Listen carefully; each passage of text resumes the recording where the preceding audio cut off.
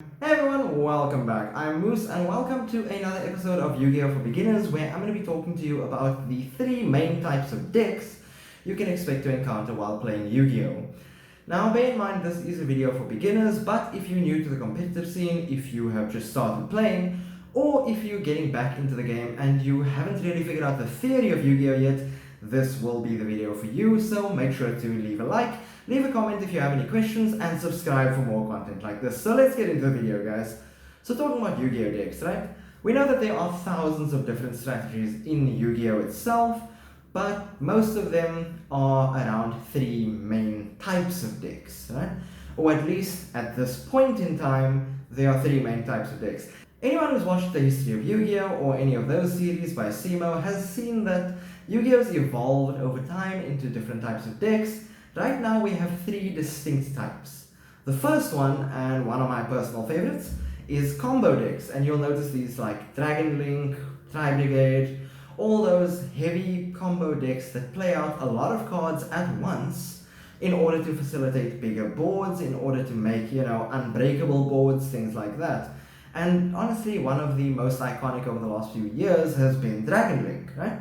So they'll typically play a lot of cards, have a lot of starters, have a lot of extenders, and end on some big boards with a lot of negates or protection, and they'll play less back row. So decks like this will be playing more spell cards, more monsters that lead into each other, more extra deck cards that facilitate easier combos, so things like that. And they typically won't be playing that many traps unless they're in archetype traps or specifically to counter things that may disrupt the combo deck itself. So combo decks usually require a lot of, play out from your hand. They have differing lines. So combo decks are very versatile. That's the biggest strength. Very versatile, build big boards, right? The problem with combo decks is that they can sometimes be vulnerable to disruption before they get the combo going. So if you know the deck well and you know the points at which the combo can be interrupted, a well-timed hand trap or negation can do quite a lot of damage while they're trying to build their board. The other thing about combo decks is that their resilience kind of differs. So some decks are very resilient. If you break their board, they'll be able to recycle cards, get them back, and play out again. Some decks are not that resilient, so they play out very easily, they get their board out, but if you manage with difficulty a lot of the time to get the board out of the way, that board is gone, it's not coming back, their strongest cards have already been played, and they're now on the back foot. So pros of combo decks: very easy to spam out a lot of monsters, versatile, can play in a lot of different lines, you can end on a couple of different boards.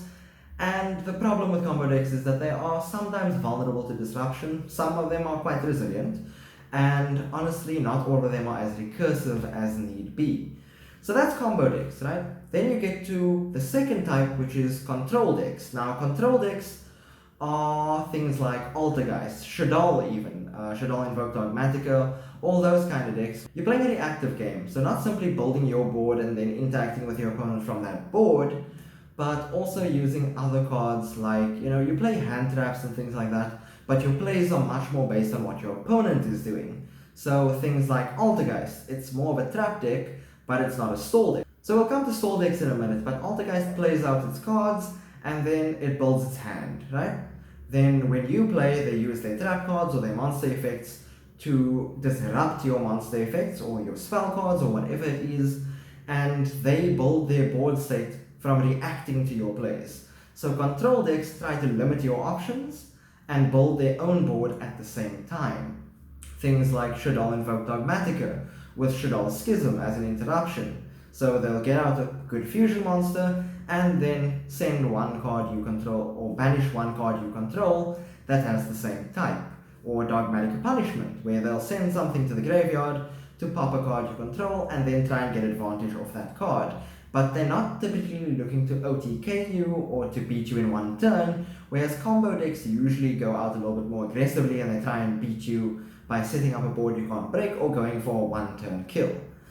That's not what control decks do. Control decks excel in resource management and making sure that you can play out from whatever position you're in and get back your resources to use again. So like I said, things like Shaddoll Invoke Dogmatica, Altergeist, and if you played a couple of years ago Salamangreat, you might still see it around now, was one of the best control decks when it was released, because it just had sort of an almost infinite resource loop. Things like Sky Striker as well right now play out very well as control decks, because they're not trying to OTK you unless they go for the access code, but it's usually after a lot of setup.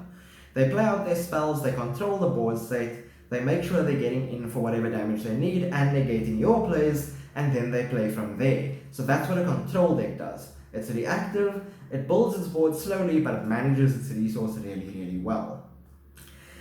Then we get to the third type of deck, and a lot of players hate this type of deck, I'm one of them, but this deck is called a stall deck, right?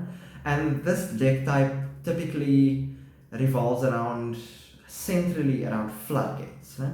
Things like Mystic Mine, which stop your opponent from using monster effects or attacking. Things like Rivalry of Warlords, they can only be one. Summon Limit, Anti-Spell Fragrance, all those floodgates that don't let your opponent play. Thankfully, Imperial Order is no longer among us. Rest in the Darkness. We don't like Imperialism here, guys. We just don't. We're glad it's gone, right? So, stall decks will typically revolve around things like Mystic Mind Burn, things like where you're trying to lock your opponent out of summoning Inspector Border with Moon Mirror Shield, things like that, trying to make sure that your opponent can't play the game at all. And stall decks are usually the least fun to play against. If you've played against them, you know. But yeah, stall decks are not fun. They are easier to play for new players. So if you're getting back into the game and you can't quite deal with what your opponent is doing, stalling is always it's not a respected way, but it's a way to win, and it's a way to play out. And Mystic Mind Burn is one of the most iconic decks of the stall variety. So if you are looking for, specific combo, control, or stall deck ideas, hit me up down in the comments and I can help you out with that. But yeah, that's a basic idea of what the decks are in Yu-Gi-Oh!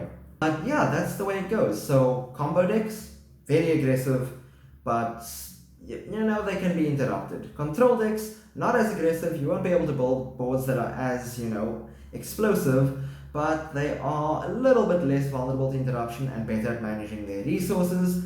And then stall decks, which don't require that much in terms of resource management, but they lock your opponent out from being able to play. So by doing that, you minimize the amount of resources you actually need to spend on the board by locking your opponent out of playing, and therefore minimizing your own resource use until you can get to the cards you need to end the game. Hopefully that helps. If you guys have any questions, let me know down in the comments, and make sure to subscribe for more content like this. Thanks everyone, see you next time.